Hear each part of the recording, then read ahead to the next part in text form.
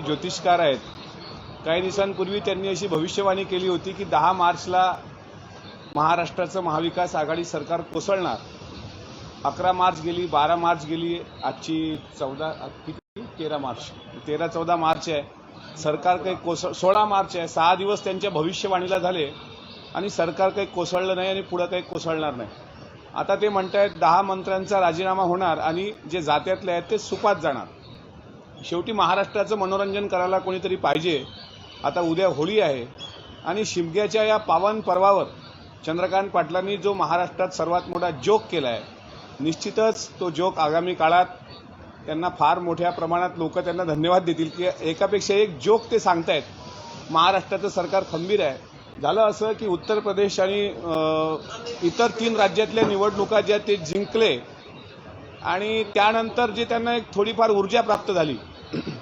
दुसऱ्या दिवशी अर्थसंकल्प सादर झाला आणि अर्थसंकल्पानंतर त्यांनी अजितदादांनी जे इतक्या सुंदर पद्धतीनं अर्थसंकल्प सादर केला त्यामुळे भारतीय जनता पार्टीला बोलायला कुठं जागा राहिली नाही. स्वतः मंदा म्हात्रे ज्या भाजपचे आमदार आहेत त्यांनी सुद्धा भरभरून कौतुक या अर्थसंकल्पाचं केलेलं आहे. त्यानंतर डॉक्टर लांबे प्रकरणामध्ये सुद्धा तसेच ते बॅकफूटवर गेले. आदरणीय गृहमंत्री दिलीप वळसे पाटील साहेबांनी एकदम अभ्यासपूर्ण ज्यावेळेस उत्तरं दिली त्यावेळेस फडणवीस साहेबांनी चंद्रकांत पाटलांना काही सूचना असं झालंय. मग आता काय बोलावं, काय नेमकी ब्रेकिंग द्यावी, मीडियामध्ये आपल्याला पब्लिसिटी कशी मिळणार. तर या एका प्रसिद्धीसाठी पिसाटलेले आमचे चंद्रकांत दादा 10 मार्चला सरकार कोसळणार अशी भविष्यवाणी करणार होते.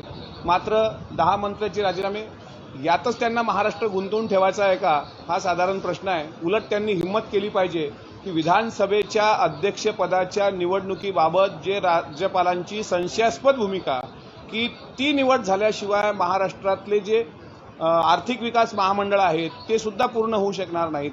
अशा वेळी स्वतः पुढे जाऊन चंद्रकांत दादांनी पुढाकार घ्यावा, राज्यपालांनी त्यांचं ऐकावं आणि हे फालतू गोष्टी आता चंद्रकांत पाटलांनी बंद कराव्या.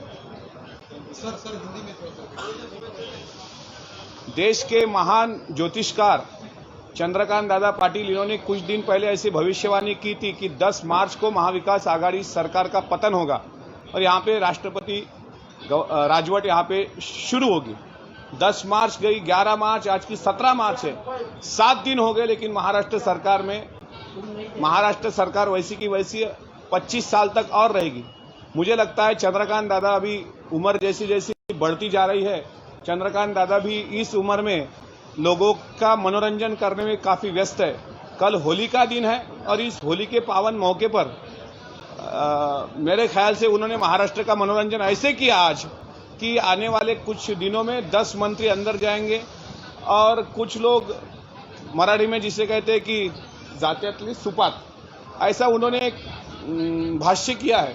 चंद्रकांत दादा को कितना सीरियसली लेना चाहिए ये आप खुद देवेंद्र जी से पूछिए, क्योंकि एक प्रेस कॉन्फ्रेंस में खुद देवेंद्र जी ने पत्रकारों से कहा था कि ये मेरी प्रेस कॉन्फ्रेंस है, चंद्रकांत दादा की नहीं. उसी वक्त चंद्रकांत दादा की क्या कीमत भारतीय जनता पार्टी में है ये पूरे महाराष्ट्र के ख्याल में आ गया. अभी राजनीति करने के लिए कोई सब्जेक्ट नहीं. अभी कश्मीर फाइल्स पे मसला चल रहा, दोनों सेशन में कश्मीर फाइल्स टैक्स फ्री हो, इसलिए प्रधानमंत्री नरेंद्र जी मोदी ये भी प्रयास कर रहे हैं. उनके सब बीजेपी के जो विधायक है वो भी प्रयास कर रहे हैं. आने वाले कुछ दिनों में गुजरात फाइल जैसी भी पिक्चर निकलनी चाहिए कि जिस गुजरात फाइल्स में क्या क्या है ये जरा जनता के सामने आना चाहिए. चंद्रकांत दादा को कितना सीरियसली लेना चाहिए महाराष्ट्र का बच्चा भी जानता है. इसलिए चंद्रकांत दादा की इस बेतुके सवालों पे जवाब देना मेरे जैसों के कोई उचित नहीं लगता.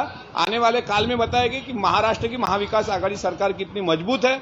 वो जो कोशिश कर रहे हैं लेकिन सरकार बुलंद है. 25 तारीख तक हाउस चलने वाला है. अगर चंद्रकांत दादा को हकीकत में महाराष्ट्र की डेवलपमेंट करनी हो वो खुद जाके गवर्नर से मिले और विधानसभा अध्यक्ष पद का चयन जो आज राज्यपाल महोदय ने रुका दिया, कल तो काला दिन था हमारे महाराष्ट्र का, ऐसा खुद संजय राउत साहब ने कहा था. तो उन्होंने थोड़ा लीड करके उसको विधानसभा के अध्यक्ष पद का चयन करना चाहिए. जो आर्थिक विकास महामंडल के चयन अभी बाकी है, जब तक वो अध्यक्ष पद नहीं होगा तब तक आर्थिक विकास महामंडल भी बाकी रहेंगे. अगर महाराष्ट्र को डेवलपमेंट की तरफ ले जाना है तो चंद्रकांत दादा ने ये तय कर लेना चाहिए कि 70 साल के बाद, 60 साल के बाद, अपनी उम्र अब 50 साल के ऊपर हो गई है तो कम से कम महाराष्ट्र का मनोरंजन आप करते हो तो कुछ डेवलपमेंट की भी बातें करो भाई। चंद्रकांत दादा को कितना सीरियसली लेना चाहिए बच्चा बच्चा भी जानता है। इसलिए आने वाला समय बताएगा। कल का दिन उनका था, आज का दिन भी उनका ही है, लेकिन आने वाला दिन हमारा रहेगा। कश्मीर फाइल्स को लेकर दादा ने जिस तरह से बयान दिया है, उसके बाद बीजेपी का कहना है कि राज्य सरकार को जब भी कोई निर्णय लेना होता है तो केंद्र सरकार के पाले में रखे देती है। अजीत दादा ने साफ तरीके से कह दिया कि कश्मीर फाइल अगर टैक्स फ्री करना हो, हमारी डिमांड ये थी कि पावन खिंड भी टैक्स फ्री करो। वो छत्रपति शिवाजी महाराज के ऊपर बनी हुई मूवी है। अजीत दादा ने यही कहा कि अगर आपको कश्मीर फाइल्स महाराष्ट्र में टैक्स फ्री कराना हो तो जहां जहां बीजेपी की गवर्नमेंट है पूरे देश में उन्होंने टैक्स फ्री करना चाहिए। तो इसमें कोई चिंता करने वाली बात नहीं। नरेंद्र मोदी जी ने निर्णय लेना चाहिए, टैक्स फ्री करो ना। लेकिन पिक्चर के आड़ चित्रपट जो बनाया है कश्मीर फाइल्स, हिंदू और मुसलमानों में तेढ़ निर्माण करने का प्रयास अगर बीजेपी के द्वारा होता होगा तो देश, हिंदुस्तान और महाराष्ट्र के लोगों ने सतर्क रहना चाहिए। गडकरी साहेब, 12 आमदारांचं प्रलंबित इश्यू आहे. विधानसभा अध्यक्ष निवडीचा इश्यू पण प्रलंबित आहे. राज्यपाल उत्तरेतर राज्यातून येत आहे. होळीच्या शुभेच्छा द्यायच्या झाल्या तर कशा द्या? कसं आहे, राज्यपाल पद हे मोठं पद आहे.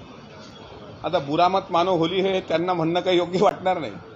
त्याऐवजी राज्यपालांचे जे भक्त आहेत, जे रात्रंदिवस तिथे चहा पितात, मग ते देवेंद्र फडणवीस असतील, आशिष शेलार असतील, अतुल भातखळकर असतील, हे त्यांना शुभेच्छा देताना आपली जर पत्रकारांची अनुमती असेल तर पुष्पा नावाचा एक चित्रपट आला होता आता, त्याच्यामध्ये मी एक ते गीत तयार करून ठेवलंय. माझे पीए आहेत काही आपल्या फाईलमध्ये हे आहे की आता होळी आहे, बीजेपीला जर होळीच्या शुभेच्छा द्यायच्या असतील, शेवटी राज्यपाल महोदयांवर काही बोलावं इतकं मी नक्कीच मोठा नाही. भलेही त्यांनी काही वादग्रस्त विधानं केली तर ती चर्चेत येतात. अजूनही त्यांनी महात्मा फुले, सावित्रीबाई फुलेंबद्दल केलेल्या विधानाबद्दल माफी मागितली नाही.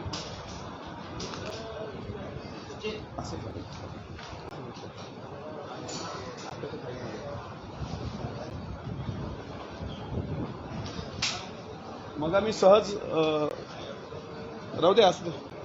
त्यांना जर शुभेच्छा द्यायच्या असतील, हा मोबाईलमध्ये एक फोटो काढून ठेवलाय मी, चालेल ना? हो चालेल.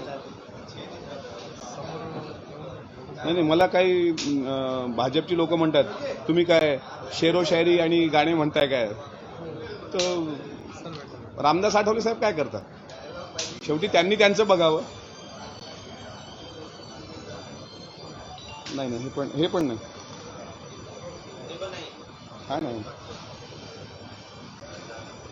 बीजेपीची अवस्था अशी झालेली आहे, सत्य पचवायला डोळ्यात डोळे टाकून बोलावं लागतं, बरोबर. पण ज्यावेळेस आम्ही त्यांच्याशी डोळ्याला डोळे भिडवण्याचा प्रयत्न करतो त्यावेळी त्यांचे डोळे खाली असतात. मी अनेक ठिकाणी डिबेटमध्ये भाजपच्या आमदारांना पाहतो, ते डोळ्याला डोळेच भिडवत नाहीत. त्यावर आधारित या 4 ओळी आहेत बघा. तुम्हाला पत्रकार बांधवांना पटलं तर. आणि ह्याच होळीच्या शुभेच्छा राज्यपाल महोदयांना आहेत. नजरे मिलते ही नजरों से नजरों को चुराए, कैसी ये हया है तेरी जो तू पलकों को झुकाए, दाऊद जो गुंडा है उसको निहारे तू. दाऊदचे फोटो फिरवले ते भाजपवाल्यांनी. और जो गर्विदा है उसको टाले तू. तेरी झलक बीजेपी ये कैसी नैनों में से उतरी, तेरी झलक बीजेपी ये कैसी बातें करे तू नकली. म्हणून येणाऱ्या काळात शेवटी एवढंच म्हणेल, मी पुन्हा येईल म्हणणारेही शांत झाले. देवेंद्रजींचे स्वप्न सारे आकाशी उडाले. आता या राज्यात सत्ता नाही येणार समजून त्यांनी घेतले. पवार साहेबांची खेळी ना कळली कधी, पवार साहेबांची खेळी कधी कळली नाही हेही त्यांना समजले. आणि शेवटचे 2 प्रवीणजी दरेकर जे 2 दिवसांपासून अब्सेंट आहेत आमच्या वरिष्ठ सभागृहामध्ये.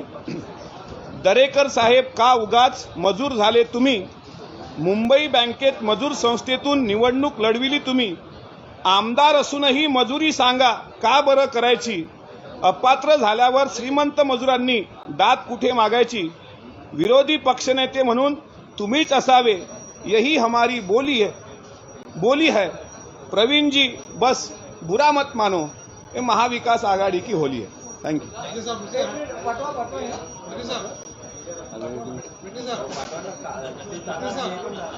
सर हाँ। वो बीजेपी वाला जरा था वो हिंदी में रिपीट कीजिए ना। अरे बस मेरा आवाज अभी फिर से नहीं आया। प्लीज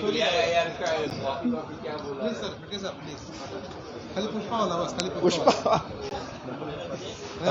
जगदीश भाई प्लीज सर थोड़ा सा हिंदी में रिपीट कीजिए प्लीज। हाँ तो आप सवाल पूछिए ना। हाँ मैं पूछता हूँ। अरे यार फिर से वो आवाज की मजा नहीं आएगी टेमरे साहब। थोड़ा सा रोल देखिए या रौनक जी या विट्टे साहब अभी पुष्पा का ट्रेंड चालू है और जब हम भारतीय जनता पार्टी के विधायकों से बात करते हैं तो वो आंखों से आंखें नहीं मिलाते, नजरें चुरा लेते हैं। और उनकी जो अभी की जो सिचुएशन बीजेपी की बनी है उसी पे 4 लाइन, क्योंकि मैं खाली विधायक नहीं हूं, मैं शायर भी हूं, जैसे रामदास जी मैं केंद्रीय मंत्री शायर है, तभी से उनको जब से मैंने देखा है तब से मैं भी राजनीति में शायरी करता हूं। तो बैठे बैठे आज हाउस में मैंने 4 लाइन लिख दी थी। कल होली है और बीजेपी कैसी है ये मैं 4 लाइनों में पुष्पा ट्रेंड के माध्यम से आप सभी पत्रकार बांधवों की अगर इजाजत हो तो मैं कहना चाहूंगा। नजरें मिलते ही नजरों से नजरों को चुराए, बीजेपी का कोई विधायक हमारे साथ नजर में नजर करके बात नहीं करता।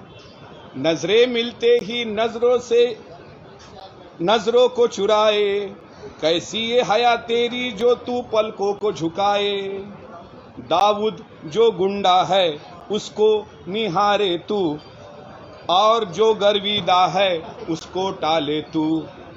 तेरी झलक बीजेपी ये कैसी नैनों में से उतरी, तेरी झलक बीजेपी ये कैसी बातें करे तू नकली। बुरा मत मानो बीजेपी वालों, होली। और उनको कितना भी कहेंगे कि महाराष्ट्र की गवर्नमेंट है, ये महाराष्ट्र को तरक्की पर ले जाने वाली है, थोड़ा झुक जाओ, तो उनका यही डायलॉग रहेगा, झुकेगा नहीं साला। ओके।